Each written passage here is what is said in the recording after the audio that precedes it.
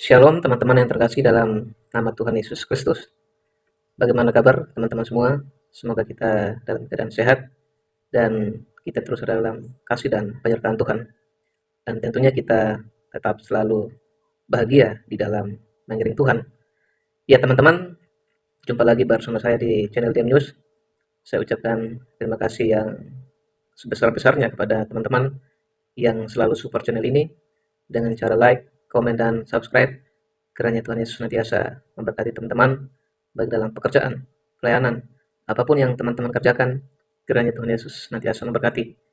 Ya teman-teman, dalam channel ini kita akan menyajikan kesaksian-kesaksian iman, kesaksian muktadin, dan juga khotbah-khotbah Kristen, bahkan diskusi lintas iman. Dan kiranya video-video di channel ini boleh memberkati teman-teman semua, dan tentunya kita boleh menjadi berkat dan kita menjadi saksi Kristus dimanapun kita berada, sehingga banyak orang yang mendengar kasih Kristus dan mereka boleh percaya bahwa Yesus adalah juru selamat manusia. Ya teman-teman, dalam video kali ini kita akan menyaksikan yang akhir-akhir ini viral sedunia, ya, di mana pemimpin tertinggi Iran telah pergi untuk selamanya, dan banyak juga reaksi atau respon yang mengagetkan dunia, yaitu dari orang Iran sendiri, masyarakat Iran sendiri. Mereka malah senang, mereka sangat happy atas kepergian pemimpin tertinggi mereka. Sedangkan kita melihat juga orang asal Konova, mereka malah sedih atas kepergian pemimpin Iran. Sepertinya mereka lebih Iran dari warga Iran itu sendiri, ya. Kita melihat berita-berita di media sosial. Ya teman-teman, dalam video kali ini kita akan melihat kesaksian dari orang Iran itu sendiri, dari keluarga Ali Khamenei, di mana dia memberikan kesaksian bahwa dia mengalami tantangan ketika menyuarakan atas kejahatan rejim di Iran. Akhirnya ia 3 kali untuk mendapatkan ancaman, tantangan dalam hidupnya. Akhirnya dia melarikan diri ke Amerika, dan di situ ia mendapatkan perlindungan. Dan bagaimana kesaksian selengkapnya atas kejahatan rejim yang terjadi di Iran? Ya, tanpa berlama-lama lagi, mari kita sama-sama saksikan cuplikan video selengkapnya. Saya berharap teman-teman bisa menonton sampai tuntas agar teman-teman juga boleh mendapatkan poin dari kesaksian yang disampaikan. Selamat menyaksikan. Tuhan Yesus memberkati.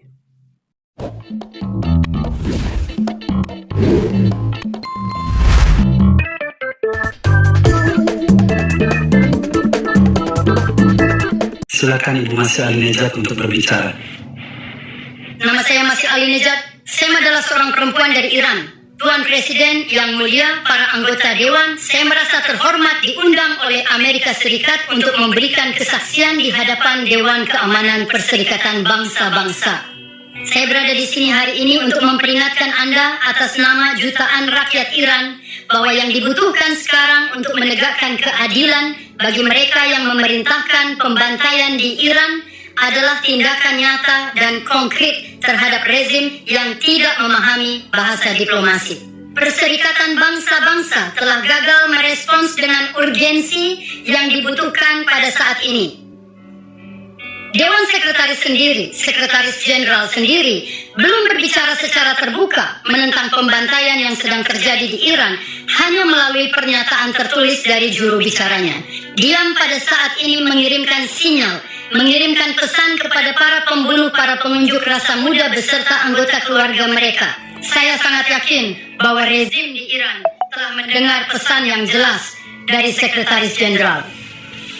Saya rasa para anggota Dewan ini telah melupakan hak istimewa dan tanggung jawab duduk di ruangan ini. Sekretaris Jenderal, saya tahu Anda mendengar saya. Saya ingin berbicara langsung kepada Anda. Mengapa Anda takut pada Republik Islam? Jutaan warga Iran yang tak bersenjata, para pengunjuk rasa yang tak bersalah dan tak bersenjata, telah dibungkam dengan peluru, penangkapan massal, penjara, dan pemadaman komunikasi total. Tidak ada internet, tidak ada ponsel, dan tidak ada saluran telepon rumah. Mereka membuat Iran berada dalam kegelapan total. Saya di sini untuk membawa suara mereka ke ruangan ini. Saya di sini untuk memberitahu Anda bahwa pembantaian brutal telah terjadi di tanah air tercinta saya, Iran. Dan itu akan menjadi jauh lebih buruk jika dunia tidak mengambil tindakan serius. Iran sedang menghadapi pemberontakan nasional yang meluas di seluruh Iran, melintasi berbagai lapisan masyarakat dengan tuntutan yang jelas untuk mengakhiri rezim Iran. Pada saat yang sama, ada kampanye nasional oleh rezim Iran untuk menghapusnya, untuk membungkam rakyat. Protes dimulai pada 28 Desember, dipicu oleh runtuhnya mata uang Iran, namun segera berubah menjadi apa yang disebut rakyat Iran sebagai revolusi, penolakan total terhadap 47 tahun tirani dan penindasan. Protes menyebar ke lebih dari 100 kota dan melibatkan setiap lapisan masyarakat, para pedagang, pekerja, guru, perawat, serta mereka yang mengibarkan bendera bersejarah singa dan matahari, juga kelompok etnis minoritas seperti Kurdi, Baluchi, dan semua minoritas lainnya, pria dan wanita, berdiri berdampingan di jalanan. Ketika berbicara tentang membebaskan Iran, saya harus mengatakan dengan tegas dan jelas bahwa semua orang Iran bersatu. Dari Teheran ke Tabriz, ke Rasht, ke Ahvaz, dari kota-kota besar hingga kota kecil dan desa-desa yang bahkan namanya jarang kita dengar di media, mereka turun ke jalan. Jutaan rakyat Iran membanjiri jalanan menuntut agar uang mereka tidak lagi dicuri dan dikirimkan ke Hamas, ke Hezbollah, ke Houthi. Uang para pekerja, uang orang-orang tak bersalah yang sekarang bahkan tidak mampu membeli sepotong roti. Seluruh bangsa sedang memandang ke arah kebebasan saat ini. Yang terjadi selanjutnya adalah rezim menggunakan senjata militer AK-47 terhadap orang-orang tak bersalah. Menurut Iran International Media Broadcasting, jumlah korban tewas telah melampaui 12.000 orang. Hanya sehari kemudian, CBS melaporkan lebih dari 20.000 orang telah terbunuh. Dan mereka bukan sekadar angka, mereka bukan sekadar statistik. Kita bahkan tidak tahu jumlah sebenarnya. Jurnalis warga dari dalam Iran telah mengirimkan video yang menunjukkan tumpukan kantong jenazah yang bertumpuk satu sama lain. Orang-orang Iran di pengasingan karena pemadaman internet, mereka memperbesar gambar untuk memastikan apakah kerabat dan orang yang mereka cintai ada di dalam kantong jenazah itu atau tidak. Saya sendiri telah menerima telepon dan pesan mendesak dari orang-orang Iran berkat Starlink dari dalam negeri yang meminta bantuan mendesak kepada dunia luar. Mereka menyambut baik ketika Presiden Trump menawarkan untuk menyelamatkan orang-orang tak bersenjata yang ditembak di jantung, di dada mereka oleh pasukan keamanan di dalam Iran. Seorang aktivis yang tidak bisa disebutkan namanya demi keamanannya mengatakan kepada saya, jalanan penuh dengan mayat. Mereka menghabisi orang-orang yang terluka di jalan.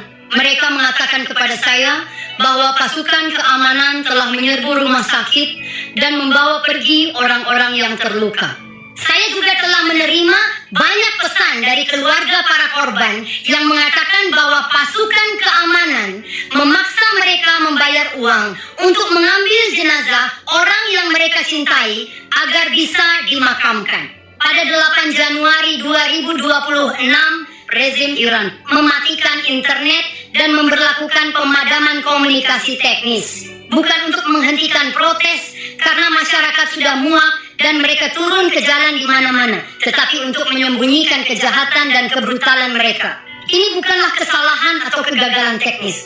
Ini dilakukan secara sengaja. Ketika sebuah rezim mematikan internet saat terjadi pembantaian massal dan pada saat yang sama, para pemimpin rezim yang sama menggunakan hak istimewa kebebasan berbicara di media sosial untuk menyesatkan dunia luar, ini bukan soal memulihkan ketertiban. Ini tentang menghancurkan bukti. Jika bukan karena dimulai dari dalam Iran, kita bahkan tidak akan bisa mendapatkan informasi-informasi ini. Rezim Iran tidak membatasi kejahatannya hanya di dalam perbatasannya sendiri. Mereka membunuh lawan-lawan mereka di dalam negeri dan menargetkan siapapun yang membongkar kebrutalan mereka di luar negeri, di sini, bahkan di tanah Amerika Serikat dan di setiap penjuru dunia, di Eropa, di Kanada, di Australia, di mana-mana. Dan mereka tidak sendirian. Ini disebut represi transnasional dan pemerintah Tiongkok membantu mereka. Para diktator Venezuela membantu mereka. Para mafia Rusia disewa oleh Republik Islam untuk menargetkan para pembangkang dan lawan mereka di luar perbatasan mereka sendiri. Sekarang saya berbicara langsung kepada perwakilan rezim Iran. Anda telah mencoba membunuh saya 3 kali. Saya telah melihat calon pembunuh saya sendiri dengan mata kepala saya di depan taman rumah saya di Brooklyn. Di Amerika Serikat, di gedung pengadilan, saya telah melihat calon pembunuh saya mengaku bahwa mereka telah disewa oleh Garda Revolusi untuk mengakhiri hidup saya. Kealahan saya? Hanya sekadar menyuarakan suara orang-orang tak bersalah yang telah kalian bunuh. Pemimpin Anda, Ali Khamenei, dia yang memerintahkan pembunuhan saya. Dia meriksa agen Amerika itu yang membandingkan hijab wajib dengan tembok Berlin kan pembunuhan saya. Dia meriksa agen Amerika itu yang membandingkan hijab wajib dengan tembok Berlin harus dibunuh. Sayalah perempuan itu dan saya bukan agen Amerika. Saya punya kemandirian, tapi saya berterima kasih kepada pemerintah Amerika dan penegak hukum yang telah melindungi hidup saya. Dan jika bukan karena perlindungan dari penegak hukum, saya tidak akan bisa berada di sini untuk bersaksi bagi jutaan orang yang menghadapi para pembunuh yang sama, menghadapi rezim teroris yang sama di negara saya. Ya, perlindungan itu penting. Bagi jutaan orang yang menghadapi para pembunuh yang sama, menghadapi rezim teroris yang sama di negara saya, ya, perlindungan itu penting. Sayangnya, saya hidup dengan rasa bersalah sebagai penyintas, karena banyak orang Iran tidak memiliki perlindungan yang sama. IRGC yang sama, dengan AK-47 yang sama, membunuh mereka di depan mata anggota keluarga mereka. 2 calon pembunuh menerima hukuman penjara 25 tahun di sini, di New York, dan saya akan menghadapi 2 pembunuh lain yang disewa oleh rezim Iran pada bulan Maret, dan mereka adalah orang-orang yang ditugaskan oleh anggota IRGC yang sama untuk membunuh Presiden Trump. Rezim Iran memerintah dengan menebar ketakutan.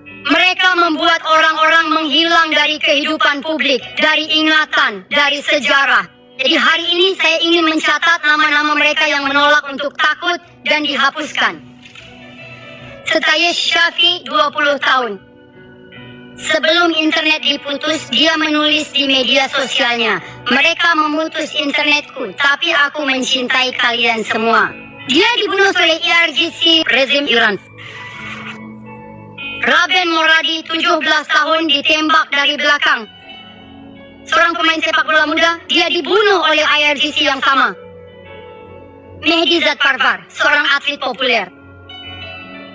Dia menulis di Instagramnya sebelum turun ke jalan, "Aku tahu mungkin aku akan terbunuh, tapi aku tidak takut. Aku ingin hak-hakku." Dia dibunuh oleh IRGC yang sama. Siapa Shirzad, 30 tahun. Keluarganya memohon agar dia tidak turun ke jalan demi keselamatannya. Dia berkata kepada keluarganya, "Aku pergi ke jalan untuk merayakan kemenangan revolusi kita, karena Presiden Trump berjanji akan menyelamatkan hidup kita." Dia dibunuh oleh Garda Revolusi yang sama. Negin Gadimi, 20 tahun. Dia meninggal dalam pelukan ayahnya setelah ditembak oleh anggota Garda Revolusi.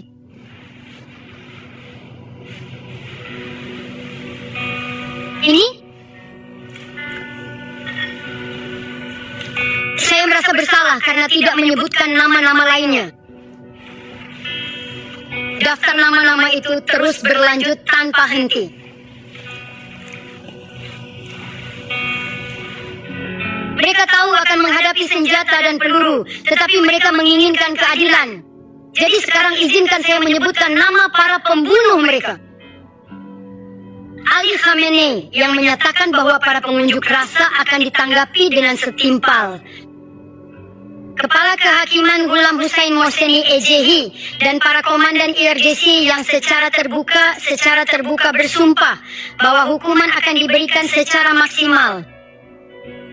Ali Larijani yang berjanji tidak akan menunjukkan belas kasihan.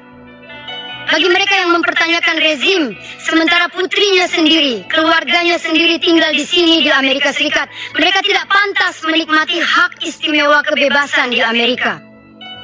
Seperti anak-anak dan kerabat Ayatollah lainnya yang meneriakkan mati untuk Amerika, kerabat mereka justru tinggal di Amerika. 3 tahun yang lalu, seorang pembela hak asasi manusia Iran lainnya berdiri di sini, di ruangan ini, untuk memperingatkan Anda tentang protes nasional lainnya, perempuan, kehidupan, kebebasan setelah pembunuhan massal. Gina Amini karena kejahatan hanya menunjukkan sedikit rambutnya. Berapa banyak perempuan yang duduk di sini? Kalian bisa dengan mudah terbunuh hanya karena menunjukkan rambut kalian. Massa terbunuh. Itu memicu sebuah revolusi. Dan perempuan serta laki-laki bahu-membahu turun ke jalan. Lebih dari 700 orang terbunuh. Kita sudah pernah melihat ini sebelumnya. Kita punya lebih banyak nama untuk dikenang. Pada tahun 2009, Neda Aga Sultan, simbol dari lebih dari 100 orang yang terbunuh, mereka menyebut nama Presiden Obama untuk melindungi mereka. Presiden Obama berusaha membuka pintu diplomasi kepada rezim yang bahasa negosiasinya dengan rakyatnya sendiri adalah senjata dan peluru. Kita telah melihat ini pada tahun 2019 dengan Pouya Bakhtiari yang dibunuh di depan mata ibunya Nahid Shirpice. Pada saat yang sama, Presiden Biden berusaha tetap membuka pintu diplomasi, memberikan miliaran dolar kepada rezim tersebut. Hal itu memaksa anggota keluarga untuk membayar uang kepada rezim demi mengambil kembali jenazah orang yang mereka cintai. Menghadapi rezim yang menggunakan senjata militer terhadap warga sipil, rakyat Iran meminta dunia untuk membantu melalui tindakan nyata, bukan hanya pertemuan berulang dan kecaman kosong. Kami tidak butuh kata-kata kosong. Rezim Iran tidak bisa lagi direformasi dan meminta Anda agar rezim Iran tidak lagi diperlakukan sebagai pemerintah yang sah. Hari ini, jumlah korban tewas jauh lebih tinggi dari yang saya sampaikan kepada Anda. Rezim ini berulang kali tidak bisa direformasi. Izinkan saya memperjelas, rezim Iran bertindak seperti ISIS dan rezim Iran harus diperlakukan seperti ISIS. Inilah cara Anda bisa menyelamatkan nyawa. Terima kasih. Menurut Anda maksud video ini apa, Bray? Ya, di saat warga Iran dibunuh oleh Khamenei, kalian diam, kalian nggak bersuara. Ketika Khamenei dibunuh, kalian nangis-nangis.